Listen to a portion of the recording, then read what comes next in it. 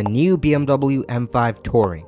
This is the M5 station wagon, or estate. But how does it compare to the Audi RS6? The M5 Touring starts at $123,000. The RS6 Performance starts at $126,000. But which vehicle is actually better?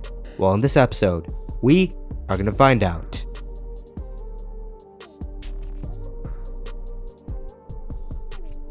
The RS6 Performance looks pretty good on the outside. I like it.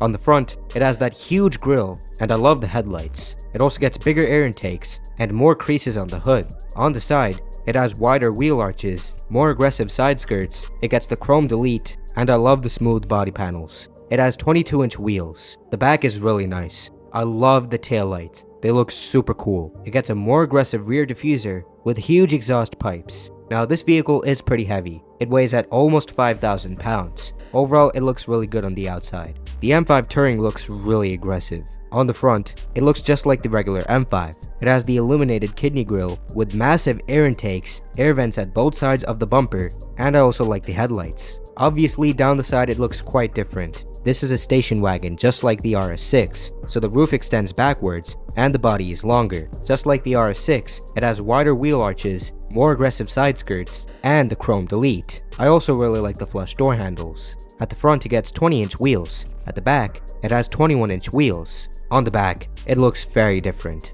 The taillights have a different shape, and it has the rear spoiler just like the RS6. But the bumper is pretty much the same. It has the split rear diffuser with the quad exhaust pipes. It also has the reflectors on both sides of the bumper. It's not very light though. The M5 sedan is super heavy, and this vehicle is just even heavier. It weighs over 5,500 pounds. That's mainly due to the hybrid system this vehicle has, and the bigger body. But I have to say I prefer the look of the M5 Touring. I don't like how the standard 5 Series looks, but the upgrades on the M5 and the M5 Touring make them look so much better. The RS6 Performance is a great looking vehicle, but the M5 Touring just looks more aggressive.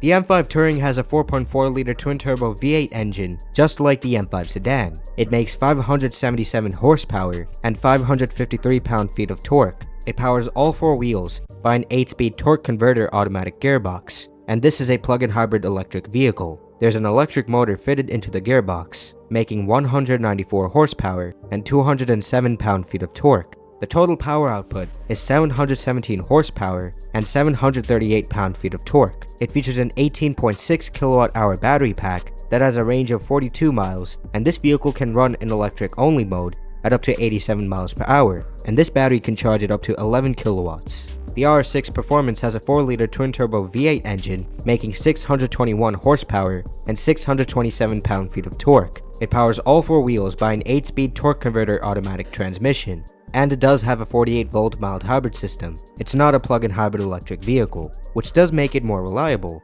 and lighter.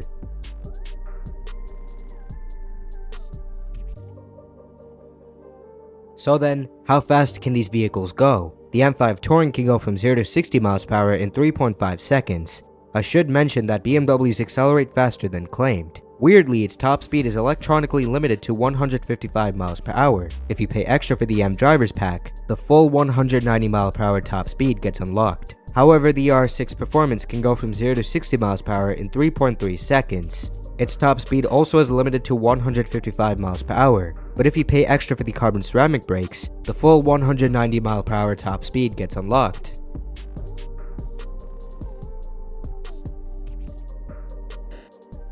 The RS6 Performance's interior is pretty nice, however it is due for a redesign. I like the displays on the dashboard. This vehicle has Apple CarPlay and Android Auto, and the overall design is really nice. It looked epic when this was a newly released vehicle, but now it's starting to look a little bit old. Still really nice though, and it has ambient lighting, which looks really cool, especially at night. And Audi's interior quality usually is very good. Their interiors have expensive feeling materials, and all the pieces and trims feel solid. Now the RS6 Performance gets lots of interior upgrades over the standard A6. Most noticeable are the sports seats. They have bigger bolsters and hug the occupants better in place. It also gets carbon fiber trim. You can get the optional Alcantara steering wheel, which looks awesome, and as standard, it has black stitching and black seat belts. You can get the stitching and seat belts in blue, red, or gray. and since this is a station wagon, there will be more headroom in the back. Overall, it's still a very nice place to be in. The M5 Touring's interior is really nice. It looks especially good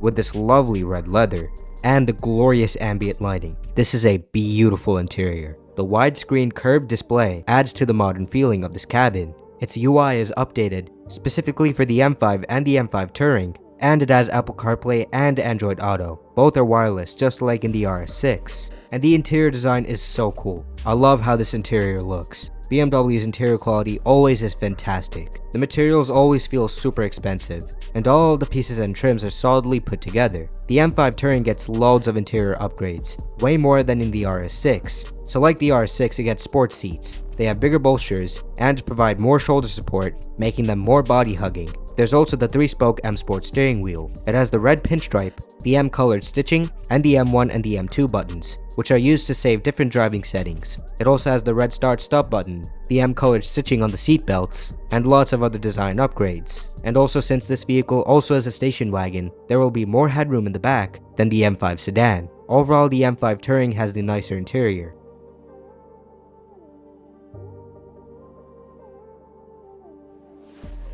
With the seats up, the M5 Touring has up to 17.7 cubic feet of space in its trunk. With the seats down, it has up to 57.6 cubic feet of space. Very good. And it has a towing capacity of over 4,400 pounds. Pretty good. However, it's not as good as the RS6 performance. With the seats up, it has up to 20 cubic feet of space in its trunk. With the rear seats down, it has up to 60 cubic feet of space. Also, it has a towing capacity of over 4,600 pounds. Better than the M5 Touring.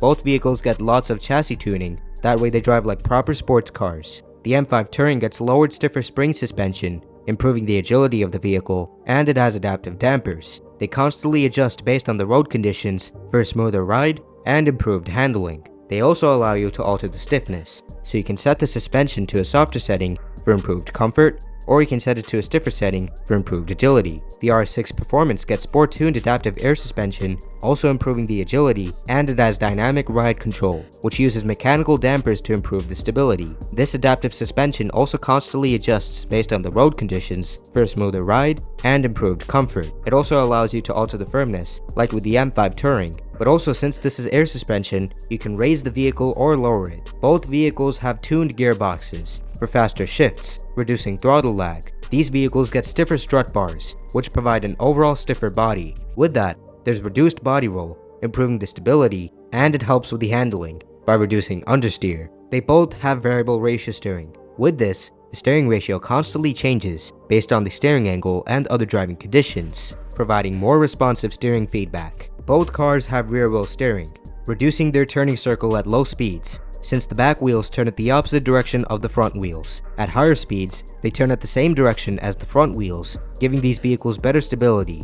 Of course, they have torque vectoring, allowing these station wagons to send full power to the outer wheel with the most grip. And they have sway bars, reducing body roll, giving these vehicles better stability. They also get pretty significant brake upgrades. So as standard, the M5 Touring has 6 piston calipers, gripping 410mm discs at the front. At the back, it has single piston calipers, gripping 398mm discs. As standard, the RS6 Performance has huge 10 piston calipers, gripping 420mm discs at the front. At the back, it has single piston calipers, gripping 370mm discs. You can get carbon ceramic brakes with both of these cars. With the M5 Touring, the carbon ceramic brake kit provides bigger 420mm discs at the front. With the RS6 Performance, they provide massive 440mm discs at the front. That also unlocks the 190mph top speed. Without the carbon ceramic brakes, the top speed is limited to 155 miles per hour. Overall, these are both very advanced vehicles.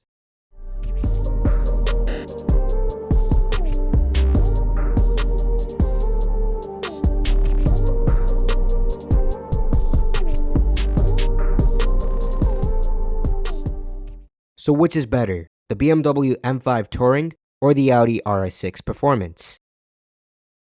It's the RS6 Performance. Yes, the M5 Touring is brand new. It has a super luxurious interior, and it's still pretty quick, but plug-in hybrids are not very good. They're not very reliable. They have an electric motor with a battery, and at the same time they're still carrying an engine around. which also adds to the weight, and that's not very good for sports cars, or even sports station wagons. Yes, the RS6 performance is starting to get old, but it's also more practical. It still has a very nice interior, it's very fast, and it has a much simpler powertrain, making it way more reliable. But do you guys agree?